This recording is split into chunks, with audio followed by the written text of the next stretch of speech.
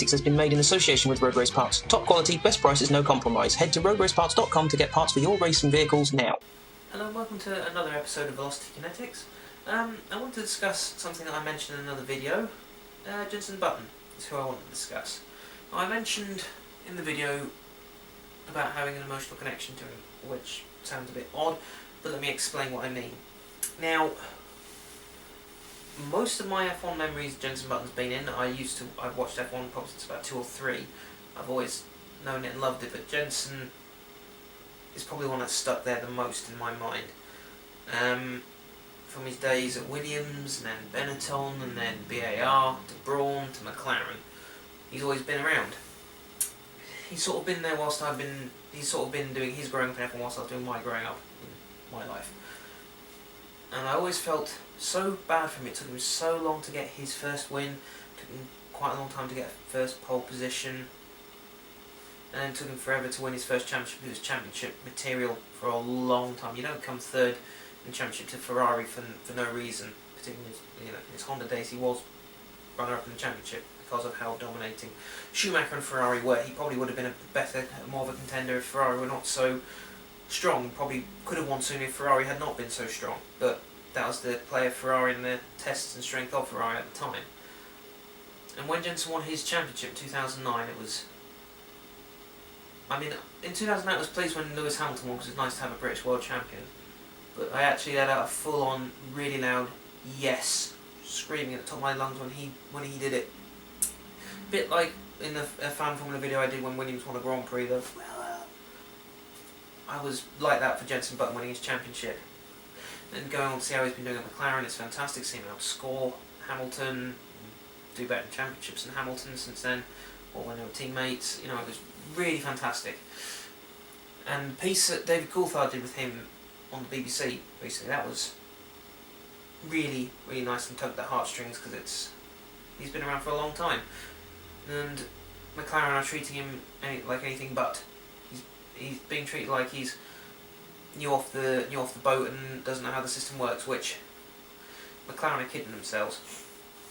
McLaren at the moment, as I mentioned in another video, at the same time I've recorded one of these, that that no one's been announced as in their driver lineup as of yet, and Jenson Button's performances, according to Eric Boulier, are not enough to secure him a seat, which is the biggest load of bullshit I've ever heard in my life, and I've heard a lot. Eddie Jordan got it right on the BBC coverage in the last race. What is it? What data is it? McLaren said, you've got to evaluate data, and he goes, what data have they got to evaluate? They've got it all there. More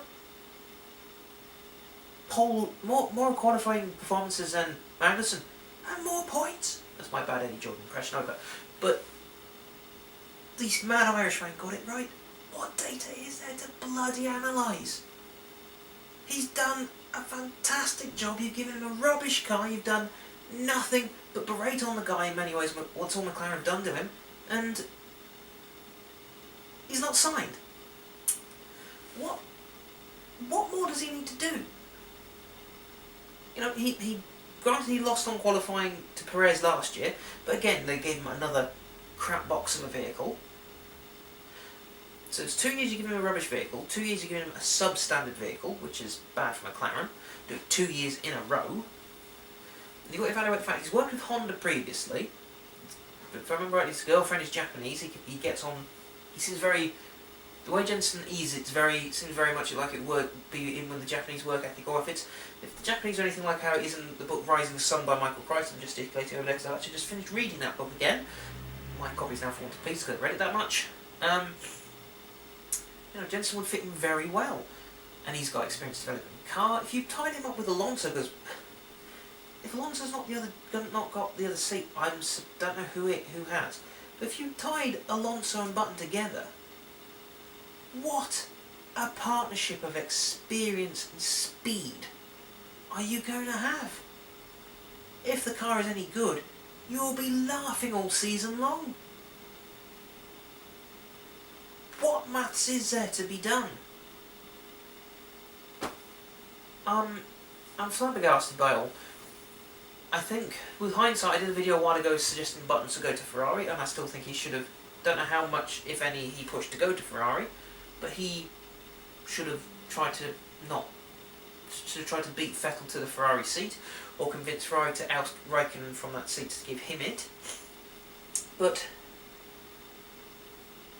I really don't know what McLaren are doing, and I'm quite upset by it, because there are a lot of Jenson fans, and there are a lot of people who have been there through all these struggles, the stuff with John Button passing away, and how Jenson's had to pick up and move on, because obviously John Button was a massive part of his racing life as well. You know, it's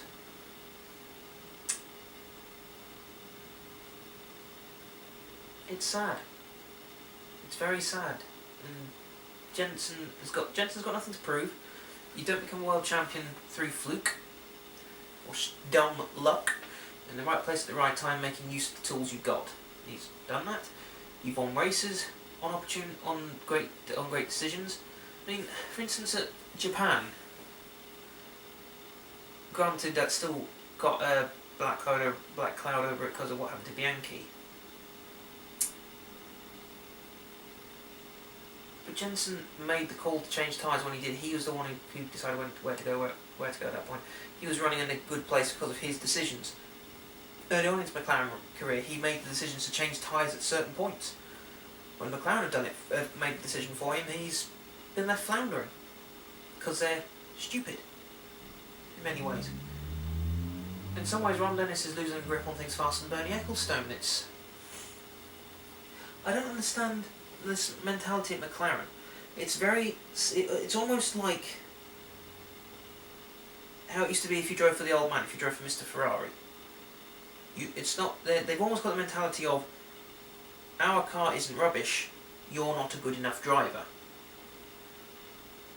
Which is a ridiculous notion for anyone to have, and anyone to think that they're better than the people who drive the cars, or the drivers who think they're better than the people who build them.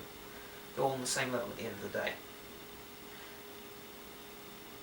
And I'm very concerned that he's not going to be on the grid this year. I mean, to the point of, we didn't even know if this was Jenson's last race, so we couldn't have dealt with, we couldn't have had all the emotions about Jenson. Oh, we're Jenson. He didn't know. Well, as far as I'm aware, he didn't know. Certainly the press don't seem to know. A lot of people seem to be thinking, oh, he's going to Porsche for Le Mans. Possibly. Yes, possibly. Who is this little birdie that's told you it's definitely happened? He's got a lot left to give. Not done in F1. Not by a long shot. What should be happening, Magnussen did a good enough job this year as well. I think that he and Button should either stay at McLaren, or Alonso and Button be partnered up, and Magnussen is the test and reserve driver for a season or two. So Button and Alonso can bed the Honda in, basically. Eddie Jordan made another valid point that really, I don't think he wants to be at McLaren, ideally. He wants to be at Mercedes or at Red Bull or even at Ferrari, but I don't think he wants to be at McLaren. He's just going there because it's a top seat, and Honda aren't exactly crap and McLaren aren't exactly crap. Maybe they won't make a turd box again like they have done the last couple of years. But I'll be very, very sad if Jenson's not on the grid next year. It's come to a sad state of affairs when someone with the experience of Jenson and the speed of Jenson, the passion of Jenson, gets overlooked by someone who's got a big paycheck, or rather can bring a big, large checkbook to the team. And that's not what Formula 1 should be about. And end this slightly depressing Velocity Kinetics just by saying, don't forget to check out roadraceparts.com for all your racing needs, top quality and best prices. We'll see you on another video.